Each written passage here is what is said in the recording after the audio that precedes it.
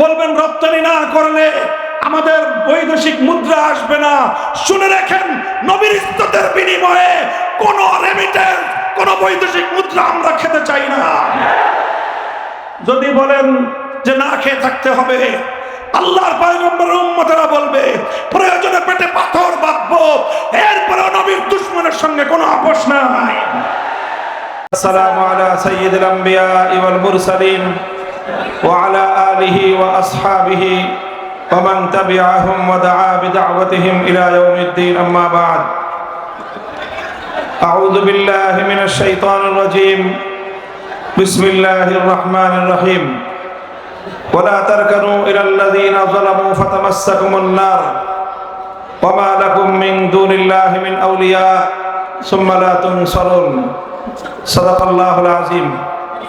বাংলাদেশ খেলাফত মজলিস গাজীপুর জেলা শাখার উদ্যোগে আয়োজিত আজকের এই গণসমাবেশে উপস্থিত সম্মানিত সভাপতি, উপস্থিত বাংলাদেশ খেলাফত মজলিস, যুব মজলিস, ছাত্র মজলিস সহ সহযোগী সংগঠনগুলোর কেন্দ্রীয়, জেলা, মহানগরী নেতৃবৃন্দ, বিভিন্ন উপজেলা, থানা, ওয়ার্ড পর্যায় থেকে সমবেত সংগঠনের বিভিন্ন স্তরের নেতাকর্মী ও তাওহীদি জনতা, গাজীপুর জেলাবাসী, সর্বপ্রথম আমি আপনাদের শুকরিয়া জ্ঞাপন করছি যে আপনারা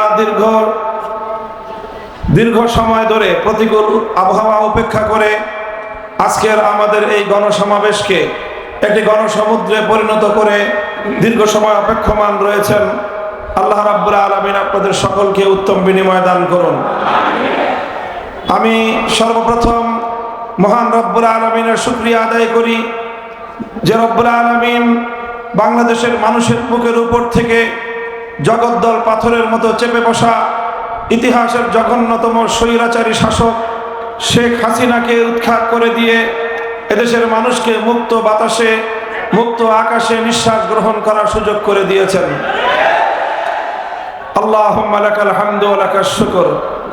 এরপর আজকের এই সুবর্ণ সময়ে, বিজয়ের এই মুহূর্তে স্মরণ করছি আমি ওই সকল বীর শহীদানদেরকে যাদের রক্তের বিনিময়ে বাংলাদেশ আজ নতুনভাবে স্বাধীনতা অর্জন করেছে।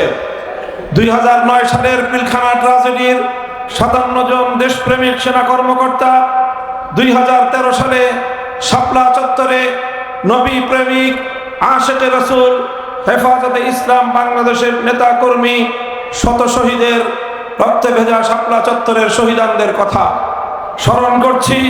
বিশ্বনন্দিত মুফাসসিরে কোরআন আল্লামা দেলোয়ার হোসেন সাঈদী রহমতুল্লাহ আলাইহির বিরুদ্ধে বানোয়াট রায় প্রকাশের মধ্য দিয়ে মৃত্যুদণ্ড ঘোষণা করবার পর কোরআন প্রেমিক তাওহীদি জনতা তীব্র প্রতিবাদে ফেটে পড়ার পর পাখির মতো গুলি করে হত্যাকাণ্ডের শিকার শতাধিক কোরআন প্রেমিক তাওহীদি জনতাকে স্মরণ করছি। দীর্ঘ ফ্যাসিবাদের আমলে বিভিন্ন ভিন্ন মতকে দমন করতে গিয়ে খুন, গুম, হত্যাকাণ্ডের শিকার হাজারো বিরোধী দলীয় নেতা কর্মীদেরকে স্মরণ করছি। 2021 সালে বাংলাদেশের স্বাধীনতার সুবর্ণ জয়ন্তীর অনুষ্ঠানে কুখ্যাত মুসলমানদের রক্তে যার হাত রঞ্জিত সেই গুজরাটের কসাই খ্যাত নরেন্দ্র মোদীকে বাংলার মাটিতে এনে এদেশের স্বাধীনতার সুবর্ণ জয়ন্তীকে বিতর্কিত করার প্রয়াসের বিরোধিতা করে প্রতিবাদ জানিয়ে শান্তিপূর্ণ বিক্ষোভ প্রদর্শনকালে হেফাজতে ইসলামের প্রায় 25-30 জন নেতাকর্মী যাদেরকে পাখির মতো গুলি করে হত্যা করা হয়েছিল তাদেরকে সর্বশেষ 2024 সালে ফ্যাসিবাদের বিরুদ্ধে সংগ্রাম করতে গিয়ে, বৈষম্যহীন বাংলাদেশ গড়তে গিয়ে খুনি হাসিনার লেলিয়ে দেওয়া সন্ত্রাসী যুবলীগ, ছাত্রলীগ, হাতুড়ি লীগ, হেলমেট লীগ এবং প্রশাসনের মধ্যে ঘাটতি মেরে থাকা শেখ হাসিনার দলীয় সাঙ্গপাঙ্গদের হেলিকপ্টার সহ, স্নাইপার সহ নানা মরণঘাতী মারণাস্ত্রের সাহায্যে, বিভিন্ন অস্ত্রের সাহায্যে গুলি করে ঠান্ডা মাথায় খুনের শিকার 1.5 সহস্র বাংলার দামাল কামাল ছাত্র জনতা সহ সকল বীর শহীদানদেরকে, সংগ্রামী সাথী ও বন্ধুগণ, যারা রক্ত দিয়েছিল একটি ফ্যাসিবাদ মুক্ত বাংলাদেশ দেখার জন্য, যারা জীবন দিয়েছে ফ্যাসিবাদের পতনের জন্য, যারা জীবন দিয়েছে বৈষম্যহীন একটি বাংলাদেশ গড়বার জন্য, যারা জীবন দিয়েছে, অনেকেই যারা জীবন দিয়েছে আল্লাহর জমিনে আল্লাহর নবীর ইজ্জতের হেফাজতের জন্য, আল্লাহর জমিনে আল্লাহর কোরআনের কথাকে বাধা মুক্তভাবে বলার পরিবেশ তৈরি করবার জন্য। কাজেই সেই সকল বীর শহীদানদের শাহাদাতের প্রতি যদি আমরা শ্রদ্ধা প্রদর্শন করতে ব্যর্থ হই, তাদের শাহাদাত বরণ করার কথা যদি আমরা বেমালুম ভুলে যাই, দেশ যদি ভুলে যায়, প্রশাসন যদি ভুলে যায়, সরকার বা রাষ্ট্র যদি ভুলে যায়, এটা হবে জাতীয় গাদ্দারি, শহীদদের সাথে গাদ্দারি। যে কোনো মূল্যে এই সকল বীর শহীদানদেরকে আমাদের স্মরণ রাখতে হবে। তাদের যে আত্মত্যাগের যে উদ্দেশ্য ছিল, বৈষম্যহীন জুলুম মুক্ত একটি সমাজ আমাদেরকে গড়তেই হবে। সংগ্রামী সাথী ও বন্ধুগণ, আমি মঞ্চে দাঁড়িয়ে স্মরণ করিয়ে দিতে চাই এবং সতর্ক করতে চাই একটি বিষয়ে, বিশেষ করে আগস্ট বিপ্লবের সেই সম্মুখ সমরের সংগ্রামী ছাত্র জনতাকে এবং এদেশের আলেম সমাজ, দায়িত্বশীল সমাজকে একটি কথা আমি স্মরণ করিয়ে দিচ্ছি বারবার। স্বাধীনতা অর্জন করা যতটা কঠিন, স্বাধীনতা রক্ষা করা তার চেয়েও বেশি কঠিন।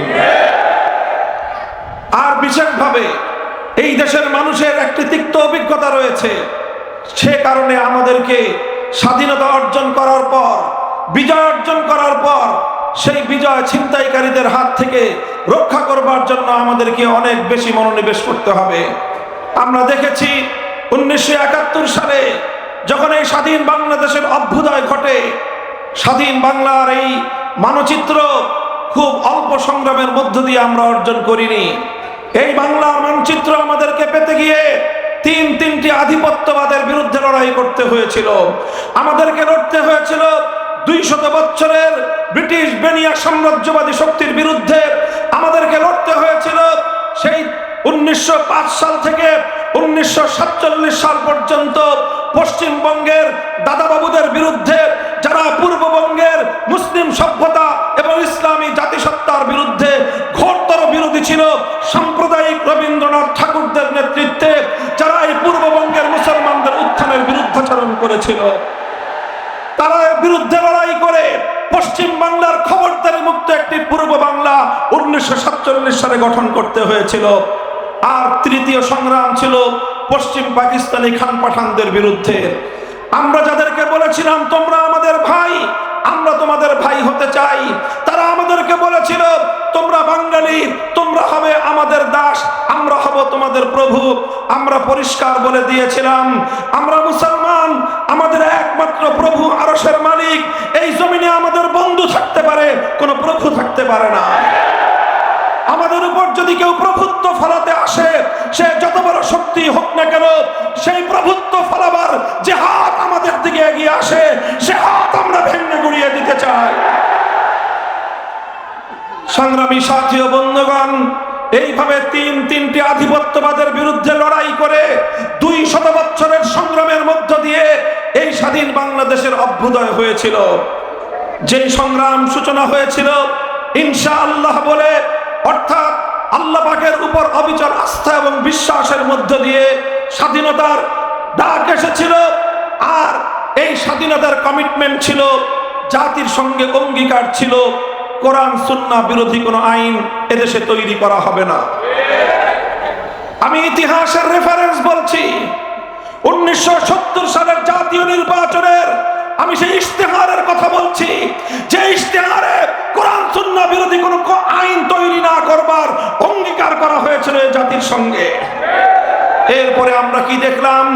এরপরে দেখলাম আমরা মিথ্যাচারের ইতিহাস, এরপরে আমরা দেখলাম আমাদের বিজয়কে ছিনতাই করবার ইতিহাস, এরপরে আমরা দেখলাম হাজারো শহীদের রক্তের সঙ্গে বেঈমানি করবার ইতিহাস, এরপরে আমরা দেখলাম স্বাধীন বাংলা করবার জন্য 200 বছরের আধিপত্যবাদ বিরোধী সংগ্রামে হাজারো লাখো রক্তদানকারী, আত্মদানকারী সকল শহীদদের রক্তের সঙ্গে গাদ্দারির ইতিহাস। 1971 সালের 16 ডিসেম্বর বিজয় অর্জন করবার অল্প কিছুদিনের মধ্যেই এই সকল শহীদদের আত্মার সঙ্গে গাদ্দারি করা হলো। বাংলার হাজার বছরের ইতিহাস এবং ঐতিহ্যকে দুপায়ে নিষ্পৃষ্ট করা হলো। আর বাংলাদেশের মানুষের অভিপ্রায়কে তুড়ি মেরে উড়িয়ে দিয়ে বৃদ্ধাঙ্গুলি প্রদর্শন করে ভিন্ন আরেকটি রাষ্ট্রের সংবিধানের মূলনীতিগুলোকে একটি প্রেসক্রিপশনের মাধ্যমে এই 7 কোটি বাংলাদেশের মুসলিম জাতিসত্তার নবগঠিত রাষ্ট্রের সংবিধানের মূলনীতি হিসেবে আখ্যায়িত করে একটি নতুন সংবিধান এবং ৭২-এর চেতনার মাধ্যমে ৭১-এর চেতনাকে হাইজ্যাক করা হলো। সংগ্রামী সাথী ও বন্ধুগণ, এটি একটি নির্মম ইতিহাস, এটি একটি ছিনতাইয়ের ইতিহাস, এটি একটি জাতির বিজয়কে ছিনিয়ে নেওয়ার ইতিহাস, এটি একটি হাইজ্যাকের ইতিহাস। 1971-এর চেতনাকে ৭২-এর চেতনার মাধ্যমে গিলে খাওয়ার ইতিহাস। আমরা স্পষ্ট ভাষায় বলতে চাই, বাংলাদেশ ৭১ সালে স্বাধীনতা লাভ করেছিল, ৭২ সালে নয়। যারা দীর্ঘ অর্ধ শতাব্দীকাল পর্যন্ত ৭২-এর চেতনার মাধ্যমে আমাদের ৭১-এর চেতনাকে দমিয়ে রেখেছে, তাদের বিরুদ্ধে 2024 সালে নতুন স্বাধীনতার যুদ্ধ হয়েছে।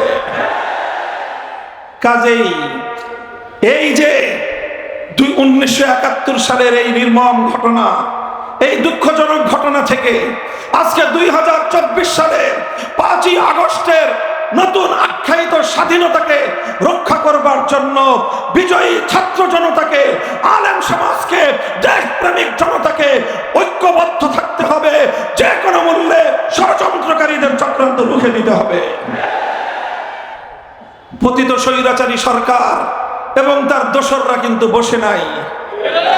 ভীরু কাপুরুষের মতো পালিয়ে যাওয়া, ভীরু কাপুরুষের মতো পালিয়ে গিয়ে বাংলাদেশের মান সম্মানকে বিশ্ব দরবারে ধুলোয় মিশিয়ে দেওয়া শেখ হাসিনা এবং তার দোসররা কিন্তু বসে নাই। প্রশাসনের বিভিন্ন জায়গায়, বিভিন্ন গুরুত্বপূর্ণ চেয়ারে এখনো ঘাপটি মেরে বসে আছে তাদের পতিত স্বৈরাচারের অনেক দোসর, তাদের লেসপেন্সার, তাদের অনেক দালাল গোষ্ঠী এখনো বসে আছে। আর বাংলাদেশকে আগস্ট বিপ্লবের বিরুদ্ধে নতুন এক ধারায় পরিচালিত করবার ষড়যন্ত্র চক্রান্ত করছে। শেখ হাসিনা রাজনীতি করেছিল ইসলামের বিরুদ্ধে, শেখ হাসিনার রাজনীতি ছিল কোরআনের বিরুদ্ধে, শেখ হাসিনার রাজনীতি ছিল নবী প্রেমিকদেরকে গুলি করে হত্যার রাজনীতি, শেখ হাসিনার রাজনীতি ছিল বাংলাদেশের কোরআনের মাহফিলগুলোতে 144 ধারা জারি করার রাজনীতি। শেখ হাসিনা এবং তার সরকার কিভাবে দেশে আলেম সমাজের বিপ্লবী কণ্ঠগুলোকে স্তব্ধ করে দেওয়ার পায়তারা করেছিল, বাংলাদেশের মানুষ তার জ্বলন্ত সাক্ষী। কি বলবো আমি, আমার কথাই শুধু যদি বলি, বাংলাদেশের কোথাও আমাকে কোরআনের কথা বলতে দেওয়া হয় নাই। যেখানে আমার কোন মাহফিলের ঘোষণা দেওয়া হয়েছে, 144 জারি করে আমাদের মাহফিলগুলোকে বানচাল করে দেওয়া হয়েছে, আমাদের লোকগুলোকে গ্রেফতার করা হয়েছে। আমাকে গ্রেফতার করার পর যখন আমার ভাইয়েরা আমার মুক্তির জন্য তারা রাজপথে নামতে চেয়েছে, তারা সংগ্রাম করতে চেয়েছে, তাদেরকে উপর্যুপরি গ্রেফতারের মাধ্যমে নির্যাতনের স্টিম রোলার চালানো হয়েছে। এই গাজীপুরে এই রাজবাড়ী মাঠে আমার মুক্তির জন্য কোন একটি সমাবেশ করার অনুমতি চেয়েও আমরা পাইনি। আল্লাহ পাক রব্বুল আলামিন আজ সে মাটিতে মুক্ত পরিবেশে শান্তিপ্রিয় সমাবেশ করার তৌফিক আল্লাহ আমাদেরকে দান করেছেন। আমরা প্রতিশোধের রাজনীতি করতে চাই না। আমাদের প্রতিশোধ হবে আদর্শের মাধ্যমে, আমাদের প্রতিশোধ হবে আল্লাহর কোরআনের জয়গান গাওয়ার মধ্য দিয়ে। আমরা স্বাধীন বাংলাদেশে আমরা স্বাধীনভাবে আল্লাহর কোরআনের কথা বলবো। যারা কোরআনের কথা শুনতে পছন্দ করেন না, আপনাদেরকে বলে দেই, আপনাদের আপার মতো আপনাদের জন্য সীমান্তের দুয়ার খোলা আছে, চলে যেতে পারেন অন্য কোথাও। এই শাহজালালের বাংলাদেশ, শামাদ্দমের বাংলাদেশ, কাঞ্জামারানির বাংলাদেশ, হাফিজ হুজুরের বাংলাদেশ, শাইখুল হাদিসের বাংলাদেশ, মুফতি আমিনীর বাংলাদেশ, আল্লামা আহমদ শফির বাংলাদেশ, জুনায়েদ বাবুনগরের বাংলাদেশ, মহিবুল্লাহ বাবুনগরের বাংলাদেশে কোরআনের কথা বলবো, সহ্য না দাও।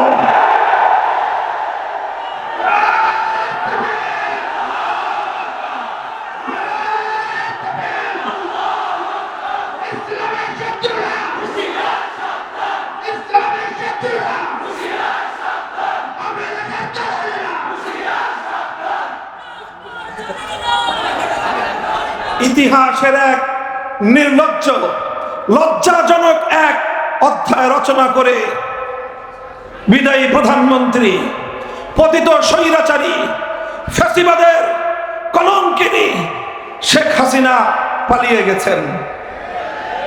আমার দুঃখ এবং আফসোস হয় ওই সকল আওয়ামী লীগের নেতাকর্মীদের জন্য যারা দীর্ঘদিন ধরে রাজনীতি করেছেন।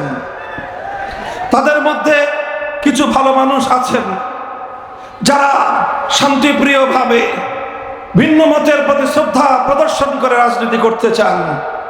তাদের জন্য আমার এ কারণে আফসোস হয়, তারা ভবিষ্যতে কোন মুখে আওয়ামী লীগের নাম বলবে আর কোন মুখে শেখ হাসিনার নাম বলবে।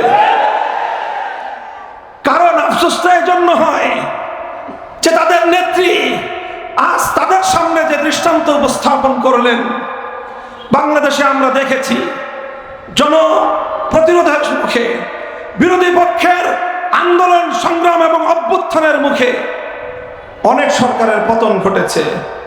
1990 সালের গণ অভ্যুত্থানের মধ্য দিয়ে জেনারেল হোসেন মোহাম্মদ এরশাদের সরকারের পতন ঘটেছিল। এরশাদ কি করেছিলেন? তিনি পদত্যাগ করে তিনি আত্মসমর্পণ করেছিলেন, কারারুদ্ধ হয়েছিলেন, বছরের পর বছর জেল খেটেছেন, কিন্তু দেশের জনগণকে ছেড়ে দলের নেতা কর্মীদেরকে অরক্ষিত অবস্থায় রেখে দেশ ছেড়ে পালিয়ে যাননি। বেগম খালেদা জিয়া তিনিও বিরোধী পক্ষের অমত এবং আন্দোলনের মুখে গদি ছাড়তে বাধ্য হয়েছেন। তিনি পদত্যাগ করেছেন এবং তিনি সরকারের মাধ্যমে নানাভাবে নিগৃহণের শিকার হয়ে অশীতিপর বয়সে জীবন এবং মৃত্যু সন্ধিক্ষণে দাঁড়িয়ে বছরের পর বছর জেল খেটেছেন, কারারুদ্ধ থেকেছেন, কিন্তু দেশের জনগণকে ছেড়ে, দেশের মাটি ছেড়ে, তার দলের নেতা কর্মীদেরকে তোপের মুখে ফেলে দেশ ছেড়ে পালিয়ে যান নাই। আওয়ামী লীগের বিবেকবান লোকদেরকে আমি জিজ্ঞাসা করব, আপনাদের নেত্রী কাজটা করলো কি?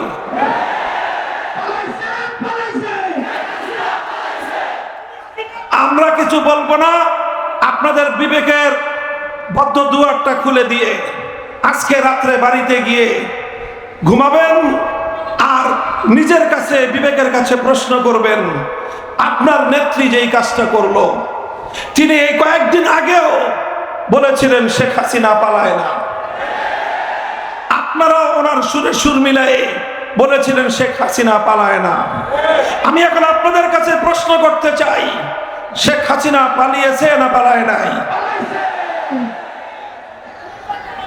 শেখ হাসিনা পালিয়েছে, সারা পৃথিবী দেখেছে তিনি পালিয়েছেন। আমরা 2013 সালে বলেছিলাম আপনারা মাসের পর মাস শাহবাগ চত্বরটাকে ইমরান এই সরকারদের দখলে ছেড়ে রাখলেন। আমরা আল্লাহ নবীর ইজ্জতের হেফাজতের জন্য শাপলা চত্বরে গিয়ে 24 ঘন্টা আমাদেরকে থাকতে দেন নাই। আমরা তখনই বলেছিলাম কোন পথে পালাবেন সে পথ দেখার চেষ্টা করুন। পালাবার পথ খুঁজে বের করার চেষ্টা করতে বলেছিলাম, এই জন্য আমার উপরে খুব ক্ষিপ্ত হলেন উনি। আমি বলেছিলাম আপনার বাবা মারা গেছেন, উনি একজন আমাদের ধারণা মতে মুসলমান, কাজে একজন মরহুম মুসলিমের এভাবে মূর্তি বানায় তাকে বড় জগতে আযাবের সম্মুখীন করবেন না, এটা আপনার বাবার পক্ষে তার জন্য কল্যাণ কামিতা হবে না, এটা হবে সন্তান হিসেবে বাবার সর্বনাশ ঘটনার নামান্তর। এভাবে মূর্তি বানিয়ে তাকে জাতির সামনে কলঙ্কিত করবেন না। আমাদের কথা পছন্দ হলো না, আমরা কেন মূর্তির বিরুদ্ধে কথা বললাম, এজন্য তিনি আমাদের কণ্ঠরুদ্ধ করে দেওয়ার চেষ্টা করলেন। ভাস্কর্যের বিরুদ্ধে কথা বলবার অপরাধে জাতীয় সংসদে দাঁড়িয়ে আমাদের ট্যাক্সের পয়সা দিয়ে নির্মিত সংসদে তিনি আমাদের বিরুদ্ধে কথা বললেন। তিনি তিনি জাতির কাছ থেকে আমাকে বিচ্ছিন্ন করার পায়তারা চালালেন, আমাদের কোনো পরামর্শই তো শুনলেন না। এরপরে 5ই আগস্ট দেশের মানুষ কি দেখলো? আপনি বাংলাদেশের জাতীয় রাজস্বের শত শত কোটি টাকা খরচ করে ব্যয় করে আপনার বাবার যেই সকল মূর্তিগুলো নির্মাণ করেছিলেন, আজকের স্বাধীন বাংলাদেশে দাঁড়িয়ে আমি আপনাকেই প্রশ্ন করতে চাই, আপনার বাবার নির্মিত সেই মূর্তিগুলোর কি পরিণাম হয়েছে? এর জন্য আপনার বাবাকে এভাবে কলঙ্কিত করবার জন্য একমাত্র আপনি দায়ী। যারা বঙ্গবন্ধুকে সম্মান করেন, শ্রদ্ধা করেন, অন্তত আপনারা কোনদিন শেখ হাসিনার নাম মুখে উচ্চারণ করতে পারেন না। সংগ্রামী সাথী ও বন্ধুগণ, কথাগুলো শুধু আমি বিদায়ী এবং পতিত একজন স্বৈরাচারী সরকারের সমালোচনা হিসেবেই বলছি না, আমি বলছি আগামী দিনে যারা ক্ষমতার মসনদে এসেছেন, আসবেন, আসতে চান, আপনারা এখান থেকে শিক্ষা গ্রহণ করুন। ফাতাবিরু ইয়া উলিল আবসার। আমরা আমাদের কথা পরিষ্কার, আমি সেদিনও বলেছিলাম, আজও বলছি, একটি মুসলিম দেশ, যে দেশ মুসলিম জাতিসত্তার উন্মেষ ঘটাবার জন্য, বাঙালি মুসলিম জাতির উত্থান ঘটাবার জন্য 200 বছর আমাদের পূর্বপুরুষরা লড়াই করেছিল। লড়াই করেছিল হাজী শরীয়তুল্লাহ, লড়াই করেছিল মীর নেসার আলী ওরফে তিতু মীর, লড়াই করেছিল ফকির মজনু শাহ, আর লড়াই করেছিল দীর্ঘ একটা সময় পর্যন্ত এদেশের আলেম সমাজ। এত সংগ্রাম, এত লড়াইয়ের মধ্য দিয়ে যে মুসলিম জাতিসত্তার উন্মেষ ঘটেছিল, সেখানে আপনারা হিন্দুত্ববাদ আর হিন্দুয়ানি মূর্তির কালচার বাস্তবায়ন করার পায়তারা চালিয়েছিলেন। এদেশের মানুষ সেটাকে ভালোভাবে নেয় নাই। আগামী দিনেও কেউ যদি চেষ্টা করেন, আমি আপনাদেরকে পরামর্শ দিব, 5ই আগস্টের শেখ মুজিবুর রহমান সাহেবের মূর্তিগুলো দেখে আগামী দিনে সকল রাষ্ট্রনায়করা শিক্ষা গ্রহণ করবেন। বিরোধিতা করেছিলাম, সে ভাস্কর্য হোক বঙ্গবন্ধুর, সে ভাস্কর্য হোক জিয়াউর রহমানের, সে ভাস্কর্য হোক এরশাদের, সে ভাস্কর্য আমার বাবার হলো, আমি বলেছিলাম আমাদের হাতে ক্ষমতা আসবে, সব ভাস্কর্য আমরা ভেঙে গুড়িয়ে দেব। আজও আমাদের সেই কথা, আমাদের কথা হিন্দু ধর্মাবলম্বীদের উপাসনালয়ে রক্ষিত কোনো মূর্তি নিয়ে আমাদের কোনো কথা নাই। আমরা তাদের কাছে ঈমানের দাওয়াত দেই, স্বেচ্ছায় ইসলাম গ্রহণ করার আহ্বান জানাই, কিন্তু তাদেরকে তাদের ধর্ম ছেড়ে দিয়ে তাদের ধর্মীয় উপাসনালয়ে মূর্তি রাখার ব্যাপারে আমাদের কোনো বক্তব্য নাই। তোমরা তোমাদের মূর্তি পূজা করো, তোমরা একত্ববাদের দিকে আসলে জাহান্নাম থেকে মুক্তি পাবে, অন্যথায় তুমি তোমার ধর্ম নিয়ে তুমি থাকো। আমরা তোমাদের সংখ্যালঘু হিসেবে মুসলিম দেশে অবস্থানকারী তোমাদের সকল ধরনের নিরাপত্তার দায়িত্ব আমরা গ্রহণ করেছি। 5ই আগস্টের পর বাংলাদেশের মানুষ দেখেছে এদেশে কোনো সাম্প্রদায়িক সংঘাত নাই। এদেশের হিন্দুদের মন্দির, বৌদ্ধদের প্যাগোডা, খ্রিস্টানদের গির্জা রাতের ঘুম মারি দিয়ে, রাতের ঘুমকে হারাম করে দিয়ে আলেম সমাজ, তাওহীদি জনতা, ইমাম সাহেবান, হেফাজতে ইসলামের নেতা কর্মীরা, খেলাফত মজলিস, বাংলাদেশ খেলাফত মজলিসের নেতা কর্মীরা রাতের ঘুম মার দিয়ে, রাতের ঘুমকে হারাম করে তারা এই সংখ্যালঘুদের নিরাপত্তার দায়িত্বে নিয়োজিত ছিল। বাংলাদেশের 5ই আগস্টের পর কোথাও সংখ্যালঘু নির্যাতনের কোনো ঘটনা নাই। কারণটা কি? আগে কেন ঘটতো? কারণ আগে এই শেখ হাসিনা এবং তার দোসরদের রাজনীতির অন্যতম হাতিয়ার ছিল সংখ্যালঘু ইস্যুকে রাজনীতির হাতিয়ার হিসেবে ব্যবহার করা। আমি বলি, তারা রাতের অন্ধকারে কালনাগিনী হয়ে সংখ্যালঘুদেরকে ছোবল মারত, দিনের আলোয় আবার তারাই ওঝা হয়ে ঝাড়তে আসতো।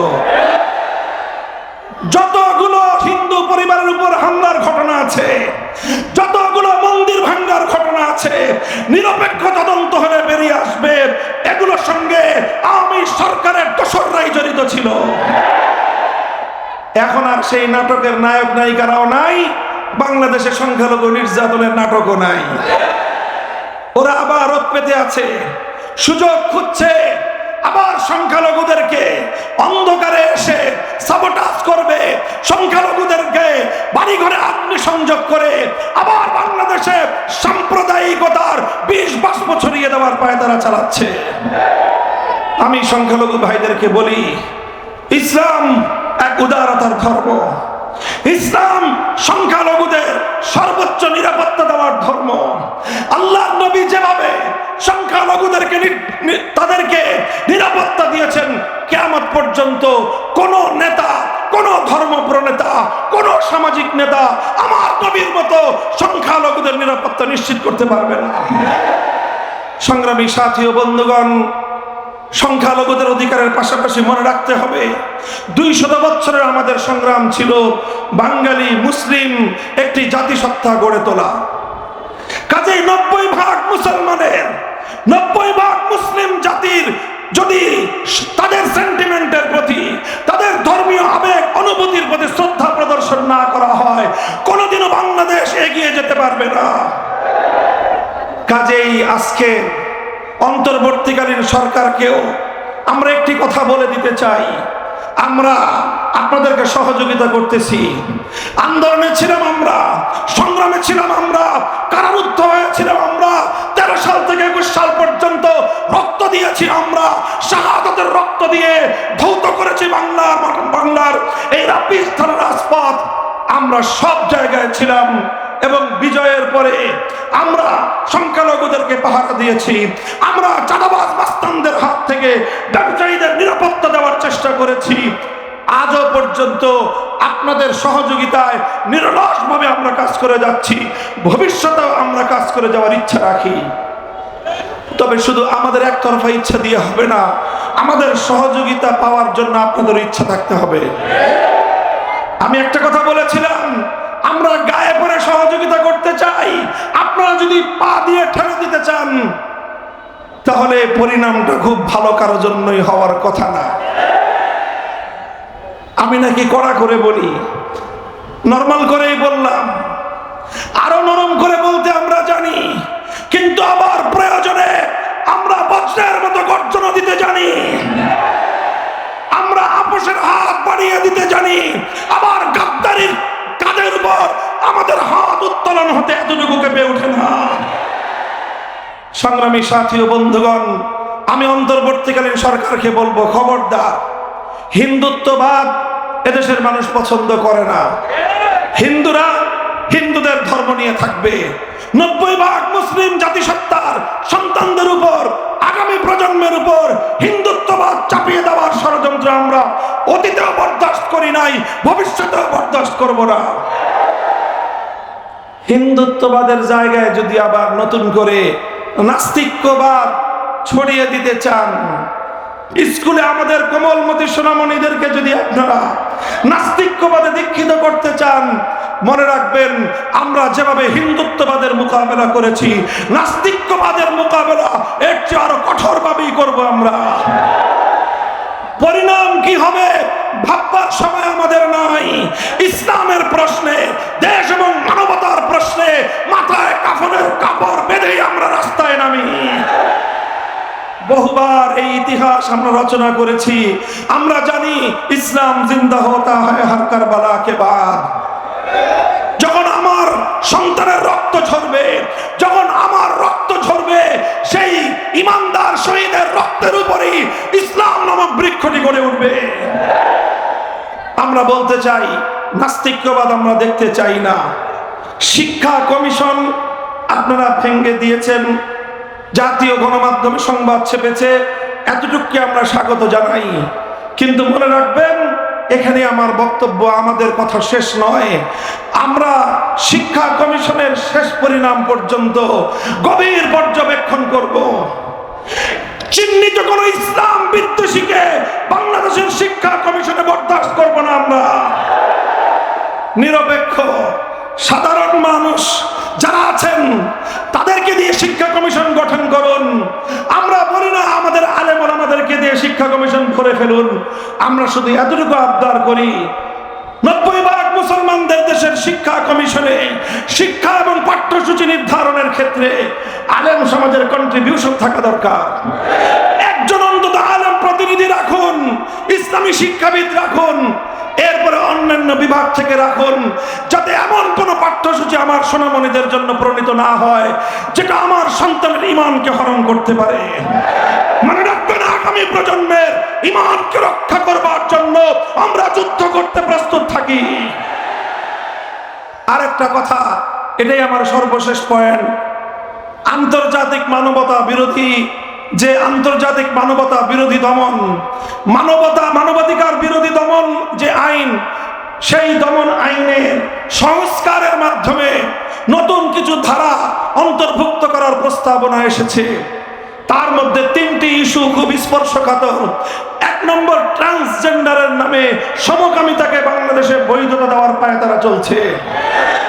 2 নম্বর, ম্যারিটারিয়াল রেপ, বৈবাহিক ধর্ষণের আখ্যা দিয়ে স্ত্রীর উপর আল্লাহ প্রদত্ত স্বামীর অধিকার খর্ব করবার পায়তারা চলছে।